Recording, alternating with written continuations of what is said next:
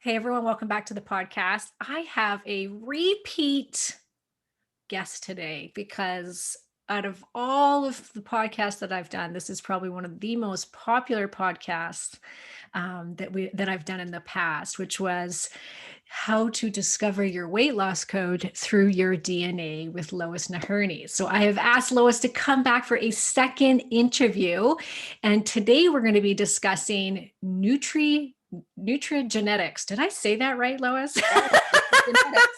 Like Perfect. Nutrigenetics, and we're going to tell you what that is.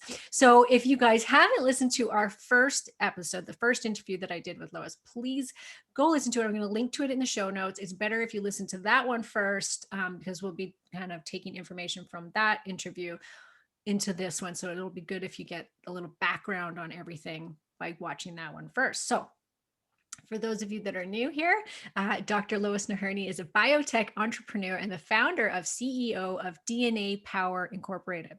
She discovered how to solve her health issues and lose weight using personalized DNA information. Lois spent years looking for answers to her hormone problems, chronic fatigue, shortness of breath, restless leg syndrome, and weight gain. You sound like me, Lois. The answer came through a simple cheek swab and DNA test that showed she had genetic weaknesses in vitamin B's, protein, lactose, and hormones. A few simple diet changes and years of health issues were solved. She has dedicated herself to bringing this knowledge and information to others and has helped thousands of people improve their health, including my own. So welcome back, Lois.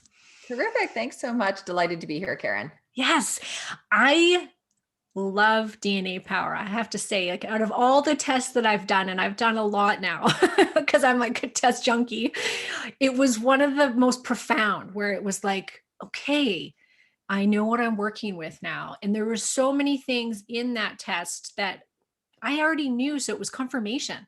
There was things that I was like, oh, see, that took me 10 years to figure out, but it's true. When if I had done the test 10 years before, I probably would have, saved myself a lot of time and energy. So it was great. I loved it. That's great. I mean, so much of our diet has been trial and error and just culturally based over the years. And now we have this amazing tool that gives you a blueprint to what you should be eating that's right for your body. Yes, which is the field of nutrigenetics. Why do I have Yeah. such problems saying nutrigenetics? So explain what nutrigenetics is. Well, Nutrigenetics is now trying to add your genetic information, your personalized information to your diet considerations. And so we each have a unique body makeup. We know that. That's why there is no one size fits all diet. That's why why diets work for some people and don't work for other people. And so what we're trying to do now is use this amazing new tool of taking your personal genetic information related to the areas of genes that are about diet and things you can do something about that affect your day-to-day health, and put that in your hand so you can make almost, I'm going to say, gentle adjustments to your diet, but now you're working with your body, not against it. Yeah. So for those in case, we have some newcomers here that aren't sure what dnaPower is, can you just go through kind of before we jump into this nutrigenetics, what does dnaPower offer? Because it's not just about your diet. You get to know quite a bit. So let's talk about the different things that you guys offer that we get to find out about ourselves when we do these tests. Yeah. Well, what we want to do is give your body kind of your blueprint or your scorecard around food and things that you can do something about. So we do food, exercise, hormones, inflammation, methylation, and different brain and wellness factors. And so, I'll go into a couple of specifics that we look at, but what we want to do is we know your DNA is impacted by your lifestyle. And so we look at the lifestyle genetics, and we through a simple cheek swab give you that information, and it'll show you through red and green. So where it's red is where your body's genetics are not set up as well. They're designed differently, and those are the areas you have to be careful of.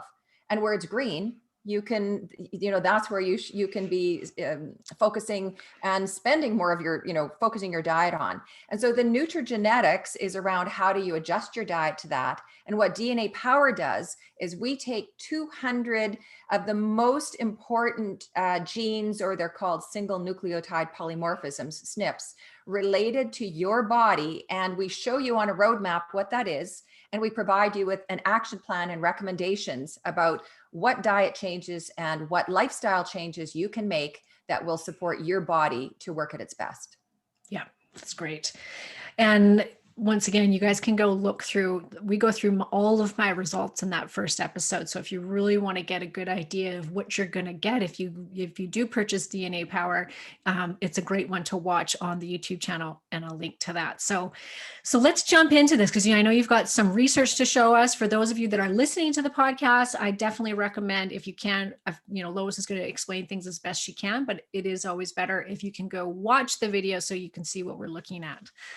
Great. Well, what we wanted to do is that first of all, there's some great research that is finally coming out that really talks to the benefits of a nutrigenetic diet over the long term versus many other diets. And so a couple of the studies that came out this year was the comparison of a ketogenic diet with a low glycemic index nutrigenetic diet over 6 months for weight loss, and then an 18-month follow-up. And what was fascinating about this is that in the first few months, the ketogenic diet does better because people are doing a better job at sticking to it. But as time went on, the weight loss and the keeping it off and the health factors, the things related to your cholesterol and your insulin levels, all were better at the 2-year mark for the nutrigenetic diets, where people were more motivated to stick with it because they knew why. They knew they had fewer changes in some ways to make because it wasn't as drastic. They just had to adjust a few things to fit specifically with their body. And they had some vitamins and in addition, and some changes in how they managed their macros for carbs, fats, and proteins. And they could stick with it. So they stuck with it longer. They kept the weight off. They continued to lose weight at the 2-year mark versus almost all of the ketogenic people had started to go in the other direction. Amazing. And yeah, and that just goes to show, doesn't it, that the whole personalized nutrition and personalized diet, like that just hits it right home, doesn't it? Like, because we all think, oh, well, we're going to hop on the keto diet because everybody else is doing it and everybody else is doing so well on it. And you may not have the genetics to do as well. And maybe you don't even need to go that strict. You can just do these little tweaks like you're talking about and get better results. I love it. Absolutely. So that's exactly what they were showing, is that the people who went onto a nutrigenetic diet had better long-term weight loss results. And I have to tell you, that's exactly what we see with our clients, Wow. Karen. It's just, why you're doing it. And so then there's another study that came out. This is University of Western Ontario in Ontario.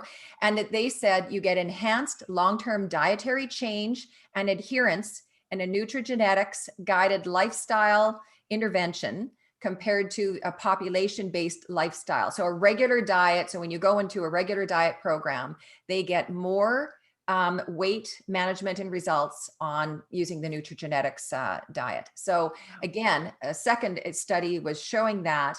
And it's that the challenge, you have to do these studies over a longer period of time. We know that one of the toughest things is sticking to a diet. Like, just how do you stick to it?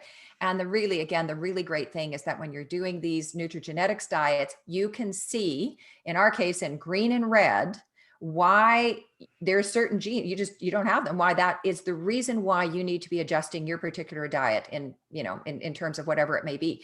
And until we get your results, we can't tell you what it's gonna be. But we know in a diet, you're trying to figure out how to balance your carbs, fats, and proteins.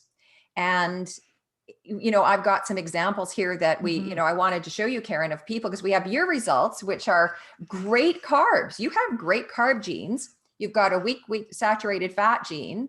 You have great unsaturated fat genes, and you need some extra protein. And so yeah, I'm actually, going to share my screen and point here for those who are choosing to watch this on YouTube. But I just, again, just having your results pop up. We've got your carbohydrates, as I said, are great. You've got weaker LDL cholesterol genes, weaker saturated fat genes. You need a bit more protein, and perfect lactose genes, which is a shocker. Yeah, you Really, should see me when I go open my fridge now and I want some cheese. There's no hesitation now, Lois. I'm just like, oh, I've got the gene. It's okay. I can do it. and you're fortunate because most people don't. So that's great. And so we know, again, it's just a few little things that you can feel comfortable that you're doing that help make sure that you've got that right balance between carbs, fats, and proteins. And you definitely need great unsaturated fats because we can see that you've got perfect genes for that. And it's really important for your body and your mental health. And because you've got this LDL cholesterol Mhm. issues, really great unsaturated and polyunsaturated fats are fantastic for you. Saturated fats, you have to be really careful of.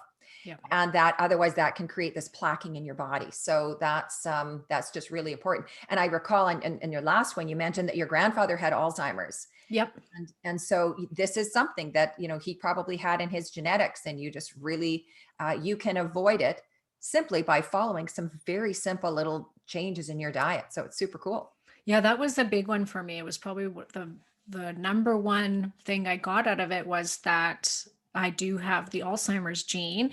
And I thought that was it was a positive thing for me to know, because now I know, basically I should actually go lower carb and not do too much sugar, because that can cause Alzheimer's disease. And so I work with what I've got now, and it's like, okay, I've got to make sure that I'm taking the right nutrients, the right vitamins, minerals, make sure my body's detoxed from heavy metals, all of these things that help with preventing Alzheimer's disease. And you're right. There is no, this is just going to point you in the direction that you should be focused on. But you said a few things there that were super important. Sugar is going to be a problem for you. You do have to be really careful of that, because that will link into the cholesterol, which will then link into potential plaquing. I'm usually a pretty big fan of people who have good carb genes on sugars that come from within your food. So if it's, And so I do very well with those. Like I can eat potatoes on a daily basis. I won't gain weight. right. And so if you're doing your carbs that are in whole foods, it's usually, in your case, it's going to be just fine. You also mentioned doing heavy metal detox. If you have any risks with brain, doing a heavy metal detox is really important. And we have just picked up so many metals in our body through our environment, through herbicides sprayed on foods, through I'm going to say vaccines, because they do have those as preservatives, important. Yep. They play an important role, but we have to just know that it builds up over time in our body. And particularly if you're a body that doesn't detoxify well, which is one of the categories that we look at as well. So you're doing, by knowing that this is an area we know, and that Alzheimer's is it's in fact the only kind of what we consider a disease area that we report on, because we believe that it's actually diet related. Absolutely. And so it's so important for diet. And if you follow the information in living according to your genetics, the odds of your getting a chronic disease, because the chronic disease emerge where your genes are weakest, but by not allowing those to be able to, by eating according to your body, you don't allow those to really become a problem. They don't manifest. Yeah. Yeah. I found out too through this that I'm a number of occasions it showed that I was a very poor oxidizer, which I thought was interesting. So I've since then upped, my antioxidants and just paid more attention to that. Yeah, terrific. I had some examples just to show you though, because Yep. there are, because you said, well, how do I know when somebody else is different? And so I'm going to pop a couple of others up and I'll describe what we're looking at here. So I've got a client here who was worried about weight loss, was really struggling on weight loss, has perfect carbohydrate genes, had gone on a low carb diet thinking that was the answer, and trying to get low fat, has some of the best genes actually I've seen on carbs and fats and proteins, just fabulous. And yet could not figure out what was happening for weight, and was restricting herself on fats and carbs. And when we look here, her problem turned out to be lactose. Yeah. So this is a gal who loved her cheeses, comes from Europe, has, 5 assortments in her fridge, but she does not have the lactose gene that I'm showing here is all red. She just doesn't have that. And in addition, she has another gene that I'm popping up here, which is an inflammatory immune response gene, which is very red as well. And what happens is the lactose is highly likely that that's what's triggering this inflammation, which is causing the weight gain. So she's shifted her diet, starting to lose some weight now with doing that. And, having to reconcile herself that one of her favorite foods, which is cheese, is a problem.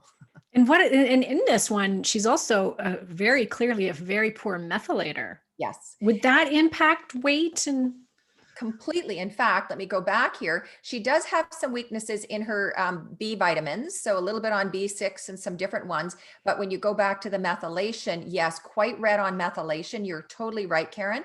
So needs some of that extra B support. And most women who are over into their mid 40s, or if they've hit menopause, and she hit early menopause, really need extra Bs. Our body doesn't take them, absorb them, process them, manage them very well. So for most women who are mid 40s and above heading into perimenopause, highly recommend considering additional Bs. If you are feeling fatigued or tired, if you're under a lot of stress, most people, men and women, can use more Bs in their diet. And if you have issues with your B genes, which we can, we show people, then you should be using what's called a methylated form, which it just means it's kind of pre-set up to release more easily in your body. And so when you go into a health food store, you look for, it's called methylated. So your methylation is what you need help with. You look for a methylated version, and that just releases a bit more easily. And B vitamins too are really great for hormone receptor health, specifically like Yes. B6. So yeah, I'm not surprised that she went into menopause early. Right. And what I've done is I've popped up another woman here who was actually quite slim from running, but she had real B12 problems. So here you've got B12 very red, affecting the hormones, and it can affect you can feel off with very, very bad periods, or it links into weight gain. And so for me, with my B issues, I need Bs every single day in pretty high amounts in order for my body to break down enough for me to need. And when I do, it tends to keep my hormones in balance. And then I don't have some of the weight issues. And again, my other issue was lactose. I just had to accept I had to take a bit more of that out of my diet. Unlike me. Gets to keep Exactly. the cheese in. You bet. And so here I'm looking, I just sharing another client. Now I'm going to show you two people who have weak carbohydrate genes. And so, I know ketogenic diet has been super popular in the last couple of years. I would just say if you are interested in keto, it's useful to have your genetics checked first to be sure you've got strong fat genes, because if you don't, you will start to, and you go on a ketogenic diet, you're at higher risk of getting a fatty liver disease. So we have had some clients who had poor fat genes who it works very, very well for 6 months, maybe even 12 months. But then you start getting other problems with your body because you're putting the ketosis will help do the weight loss.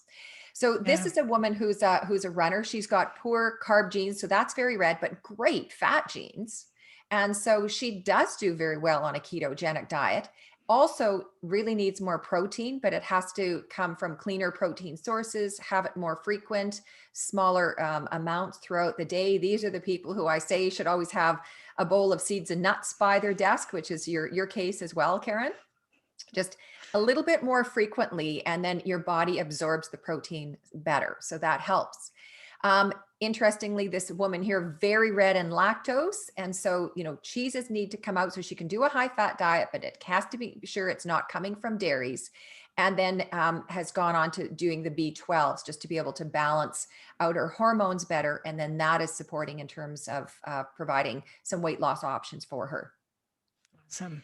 And then I've got one other customer here just to show you. This customer came to us because he's actually an epileptic and just really having to deal with mood issues and managing, his diet. He's just sort of eaten a regular Western diet and not thought about what foods could make a difference. And when we got his genetics back, we see that his carbohydrates are very red, and his fats are very good. So just like the last one I spoke about, the carbohydrates do not manage well, but the fats do. And it's interesting because a ketogenic diet was designed for people in many cases, in part as a solution for epilepsy, because we found they needed more good fats to support the brain and to coat some of the neurons and other things and that are going on. And so this was a case where he was pretty surprised. He'd never tried a ketogenic diet before. And it was interesting because we also then looked at the brain power. And if you can see here, depression genes are very red. and he has really struggled with, mood swings and how to manage it. And so this is a person who not only is dealing now with epilepsy, but if they are eating the wrong diet, is very likely to trigger epilepsy and to trigger depression. So this is a more serious case, of course, about why it's so important to learn it. But here, again, he just wasn't eating, this is the person who ate burgers, and it just wasn't kind of the right kind of stuff in order to support eating for his specific health needs. And so, it's just really interesting when we look at different clients. And, I have the woman who came to us with lifelong can't say the word skin issues. Like eczema or Eczema, psoriasis. thank you. Yeah. Okay. Eczema, thank you. With lifelong eczema, and then discovered she's got lactose intolerance through her genetics. And so despite the fact she could eat them and she wasn't intolerant and didn't feel it, it came out through her gut and into her body and expressed itself as the eczema. And as soon as she pulled that down, suddenly this lifelong eczema, started to go away and to subside. And so it's wonderful just to see when you get your results, how you get this little roadmap of what are the changes that can work for you. And as these studies we've just seen is that what's so encouraging is that the people who are having the most success with long-term weight loss are those who are using the genetics guided information, because they can tweak the diets to get the best results that keep them healthier and keep the weight off over the long term. So, that's just great. I had a lady in my membership group actually just do this recently. And so she asked the question, she said, what do I do I'm supposed to add in more protein? And she, in the last few months, has actually turned to doing, not one meal a day, but her eating window, she really shrunk to like 4 to 6 hours is her eating window every day. And she's got good results out of it. I think they've stopped the results, but which is typical when you're doing that low calorie, but she was trying to fit in actually a good amount of calories within that 6 hours. So I was okay with it. But she said, how do I put more protein in?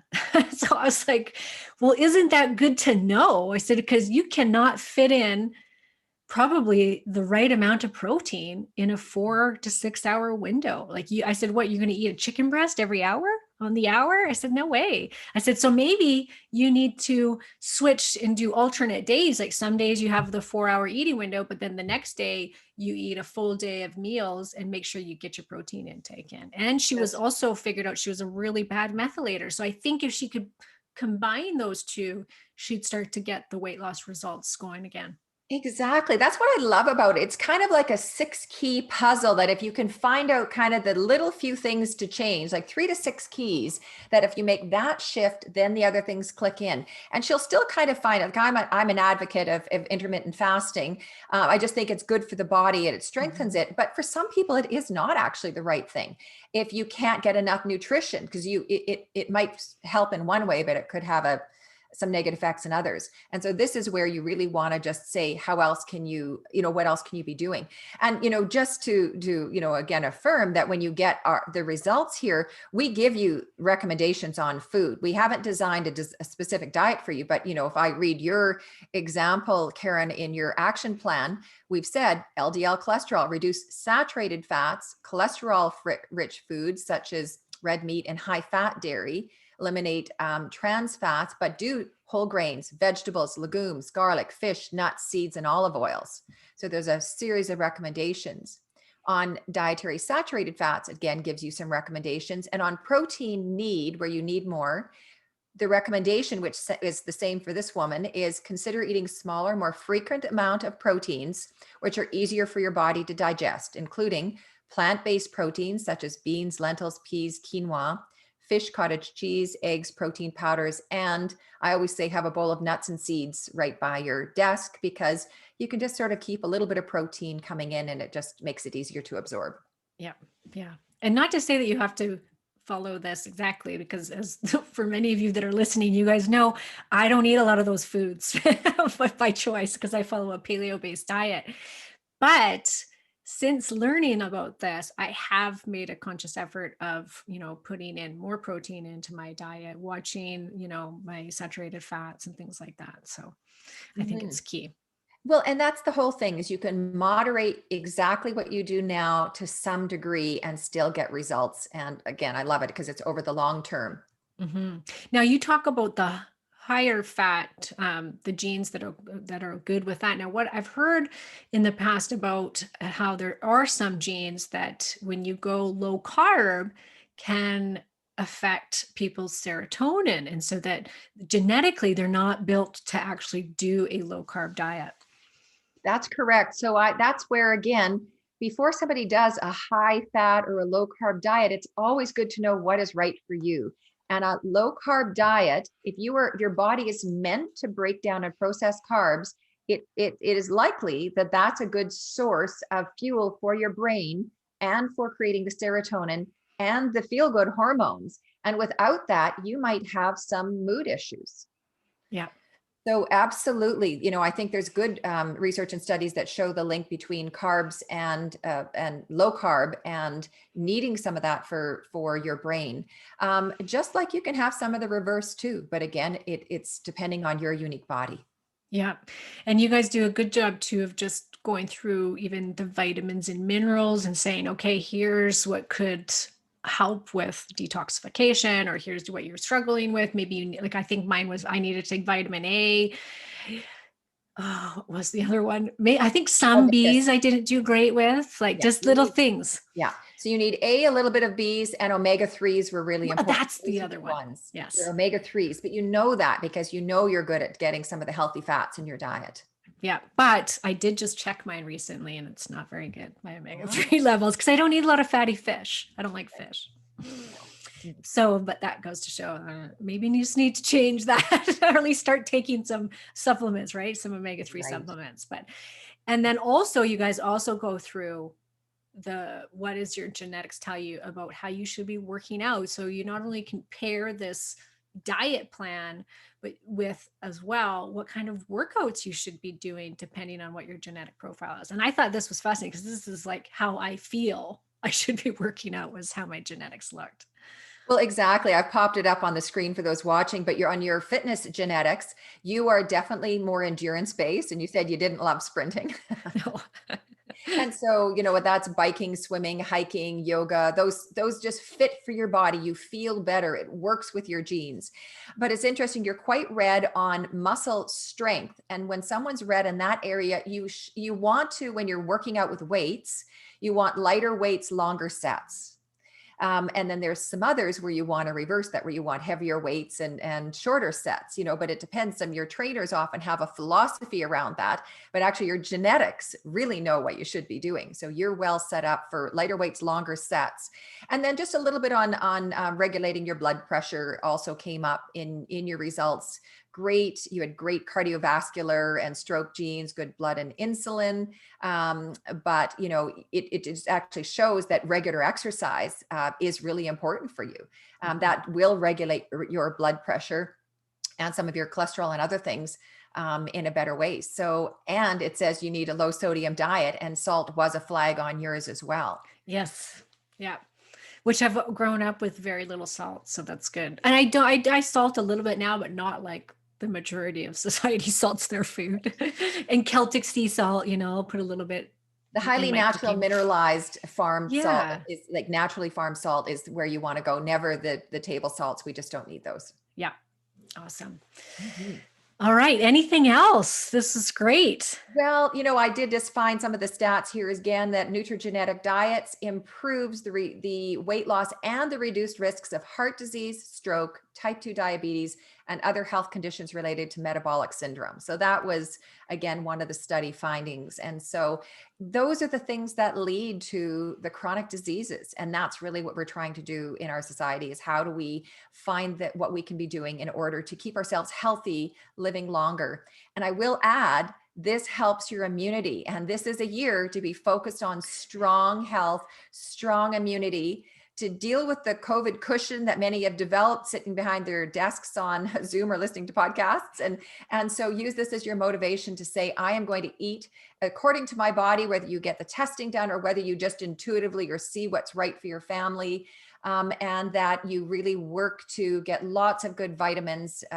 With COVID, I've got, a number of things. I've got an invest model of health that looks at intention, nutrition, vitamins, exercise, stress, sleep, and toxins. How do you manage all of those to stay healthy? And then a whole protocol, if you're interested in our DNA website, Power website, for if you're worried about your exposure to COVID, what are the natural tools and techniques that you can use to improve your immunity, and in case you think you've come into exposure with the virus. So those are just a couple of other little things, but in the end, diet's the key. Stay healthy, exercise, be healthy, get sunshine. And you know what, no matter what comes around, you're going to be able to, your body is going to be in great shape to deal with it.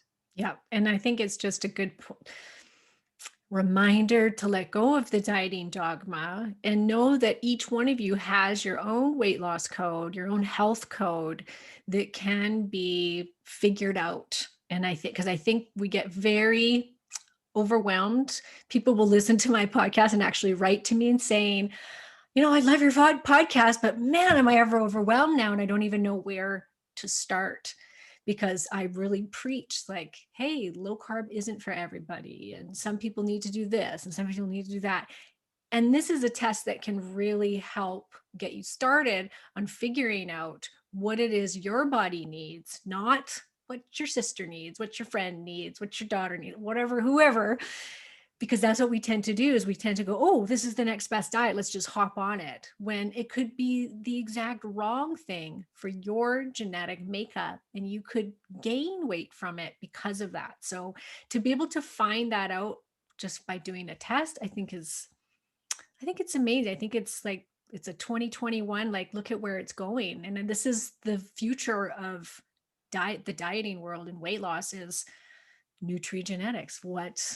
What does your body need? Not everybody else's. Exactly. And if you think of it, a few $100 investment, you can find out what your basic roadmap is. I always recommend print out your action plan pages so you don't forget, and so that you remind yourself, these are the 3 to 5 things I need to do differently that will help work with my body and keep me healthy. And really, your health is your wealth. That's what you need to focus on. Absolutely. And your guys' kits are very affordable. We're going to offer all of the listeners a $50 off coupon, and you'll see the link in the show notes. And you can just use my coupon code to get your $50 off, which is great. So thank you, Lois, again for a great interview. I so appreciate talking to you. Terrific. And stay healthy, be healthy. And thanks for listening to everybody.